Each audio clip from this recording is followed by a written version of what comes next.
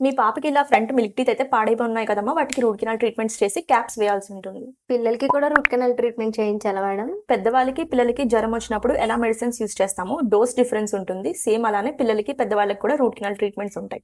వాటిలో material difference అనేది ఉంటుంది. రూట్ కెనాల్ కాకుండా వేరే ఆప్షన్ ఏం లేదా మేడం? రూట్ కెనాల్స్ కాకుండా ఫ్లోరైడ్ అప్లికేషన్స్ లేదా రెస్టోరేషన్స్ ఇలాంటివి చేయొచ్చు. కానీ పుచ్చు అనేది సూపర్ఫిషియల్‌గా ఉన్నప్పుడు. ఎప్పుడైతే పుచ్చు డీప్‌గా ఉందో వాటికి రూట్ కెనాల్ ట్రీట్మెంట్సే సజెస్ట్ చేస్తాం.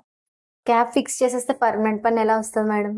క్యాప్స్ ఫిక్స్ చేసిన తర్వాత కూడా కింద పర్మనెంట్ పన్ అనేది దాని ప్లేస్‌లో అది డెవలప్ అవుతూ ఉంటుంది. అది పూర్తిగా డెవలప్ అయ్యి నోట్లో ఎరప్షన్ అయ్యే టైంకి ఈ పాల పన్ను అనేది దానంతట అదే ఊడిపోయి దాని ప్లేస్‌లో పర్మనెంట్ పన్ అనేది ఎరప్ట్ అవుతుంది. ట్రీట్మెంట్ అంతా పిల్లలకి చాలా ఇబ్బందిగా ఉంటుందేమో కదా మేడం? పిల్లలకి ఇబ్బంది లేకుండా పెద్దవాళ్ళకి ఎలా అనస్థీషియా ఇస్తారో పిల్లలకు కూడా అలాగే అనస్థీషియా ఇస్తారు.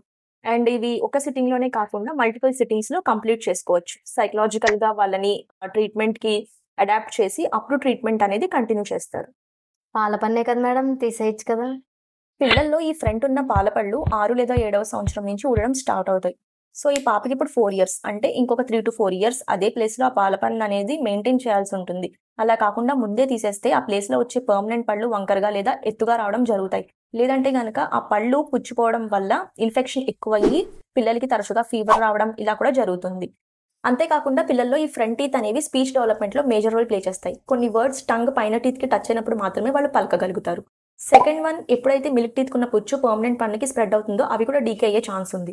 థర్డ్ ఈ ఇన్ఫెక్షన్ ఎక్కువ అయ్యే కొద్దీ వాళ్ళలో ఫీవర్స్ అవి తరచుగా చూస్తూ ఉంటాం. అండ్ తినడం తగ్గించేస్తారు. దానివల్ల వీక్‌నెస్ డెవలప్ అవుతుంది. అండ్ ఫోర్త్ వన్ వచ్చేసి వాళ్ళ సెల్ఫ్ కాన్ఫిడెన్స్ అయితే దెబ్బతింటుంది. వాళ్ళు సోషలైజ్ అవ్వడానికి ఇష్టపడరు. స్టేజ్ మీద మాట్లాడడానికి, స్టేజ్ పెర్ఫార్మన్స్ ఇవ్వడానికి ఇష్టపడరు. సో పన్ను తీయించడం అనేది లాస్ట్ ఆప్షన్‌గా పెట్టుకొని వీటన్నిటిని దృష్టిలో పెట్టుకొని ట్రీట్మెంట్ చేయించడం అనేది బెస్ట్ ఆప్షన్.